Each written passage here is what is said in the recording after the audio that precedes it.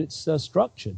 Absolutely. And, you know, you have a few other voices over there from UKIP, I think, like Neil Farage, for instance. I think he's the only one pretty much that goes against the grain over there. And one thing, of course, that you brought up is the idea that it's a kind of a bribing situation as well that takes place, because if you're an MEP and you might be against the European Union or whatever, you come over there and they literally, you know, bathe you in money, and it must be a difficult, even psychological thing to keep up, to continually criticize the hand, so to speak, that feeds you all this money and all this wealth and so forth. So I don't know if it's just that Neil Farage is the only one who managed to keep this up, or if there's a few more. A Danish guy, forget his name now, but beyond this, there's pretty much no voices at all within the European Union, the MEPs that actually are criticizing this at this point. So it's totally silent, and we don't get to hear anything about the corruption that took place, David. Well, that's what I said earlier, Henrik. The European Parliament is just a facade to give the feel that there's some kind of democratic accountability. So to keep that facade quiet, you have to keep it happy and content, and you have to give it a very good reason not to want to rock the boat. So what they do is they throw enormous amounts of money at it. And becoming a MEP is like a license to print money. We have a couple in Britain called Neil Kinnock and his wife Glenys. Neil Kinnock was a Welsh socialist, it says here, who was the firebrand orator for the people and justice and fairness, and he was against the European Union, and he was against the House of Lords in the British Parliament, and he tried to become prime minister during the Thatcher years when he was leader of the Labour Party, but he couldn't manage it because basically he was a windbag. You know, Neil Kinnock never uses one word when 2,450 will do. And then he discovers the European gravy train, and so does his wife. He was appointed, I think it was a transport commissioner in Brussels, and suddenly the till started to ting and ring. And then his wife became a member of the European Parliament, bigger tills, ringing faster. And it was worked out by a British newspaper a few weeks ago now, just how much these two people took from the European Union taxpayer. And it was millions and millions. They've got massive pensions as a result of just a few years working there.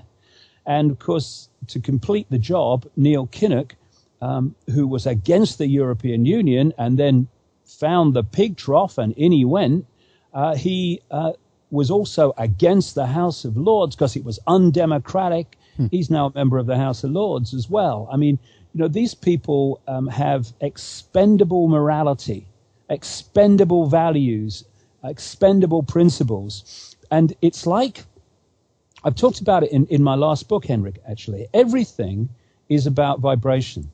Everything's vibrating energy. And if you take, say, three or four violins, and you pluck one or two of them to a certain note, the strings on the violins you haven't touched will start to vibrate in sympathy with the ones that you've plucked. Sympathetic resonance, they call it. Yes. Now, when you go into these institutions, you yourself as a person, as a vibrational field, a consciousness, a body computer, whatever you want to talk about, are a vibrational energy field. And your values and your way of looking at life, what you want to achieve, your sense of freedom for all, your sense of fairness and justice and all these things, that is reflected in your vibrational field. And you then enter this vibrational field called politics, or the British Parliament, or the European Union. And what you're actually entering, yes, you see a Parliament building, yes, you see the European Parliament building, or the the commission buildings or what have you. But what you're actually looking at beyond the so-called physical is a vibrational field that represents what that place represents.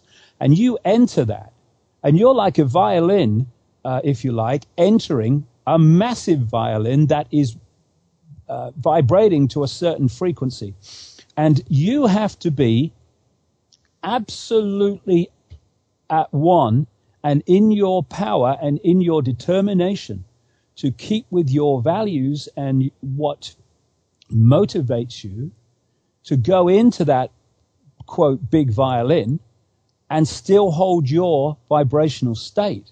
What these institutions do, and you see them all the time, Henrik, with politicians that go in saying one thing, and within a few years, they are major proponents of everything they said they went into Parliament to challenge, That's right. like the Kinnocks and all the rest of it. Yeah. And so this is how the system vibrates people into line. And I see it all the time as people completely change their personality after and their attitudes and what they say and what they claim to believe in, and they go from challenging the system to being absolute pillars of it because they've been vibrated into line. And the European Union it's so vast, and it's such a powerful vibrational construct as a result of that it's vibrating all these people into line. And there's only a few, you rightly say, who are willing to stand up to that and retain the values that took them in there. Absolutely. And I'm doing some research on this subject as well, because I'm currently doing a film about the European Union, and in a book called The Great European Rip-Off, two authors, David Craig and Matthew Elliott, has analyzed a few of these things, and they actually say that we, then the taxpayers, pay the MEPs' fees for travel, living expenses. They have full free accident insurance, travel insurance, and life insurance. They and their families get money for spectacles, contact lenses, dental treatment. Their families can also get payment for things like hydrotherapy, mud baths, aerosol therapy, acupuncture, and just goes on and on and on.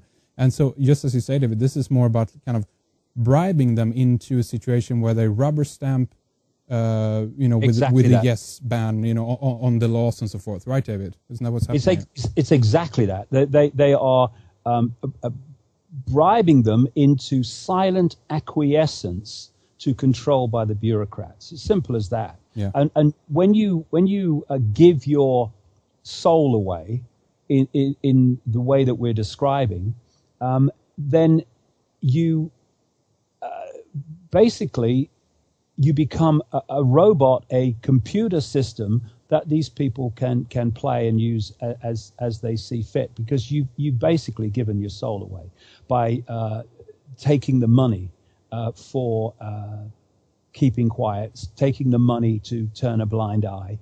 And this is what most of them do.